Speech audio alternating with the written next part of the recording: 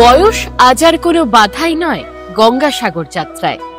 এককালীন সংকটপূর্ণ এই যাত্রা এতদিন ছিল সকলের কাছে স্বপ্নের মতো, যা আজ মাননীয় মুখ্যমন্ত্রী মমতা বন্দ্যোপাধ্যায়ের ঐকান্তিক প্রচেষ্টায় হয়ে উঠেছে বাস্তব। প্রবীণ ব্যক্তিদের চোখে মুখে ফুটে উঠেছে স্বপ্ন পূরণের আবেগ।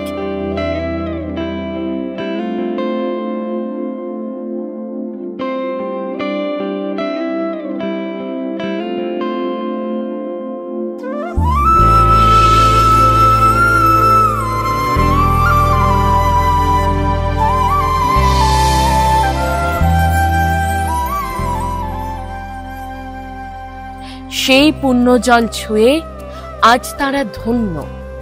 ফিরবেন তারা আবার এই গঙ্গাসাগরে। মাননীয় মুখ্যমন্ত্রী মমতা বন্দ্যোপাধ্যায় বলেছেন, সব তীর্থ একবার, গঙ্গাসাগর বারবার।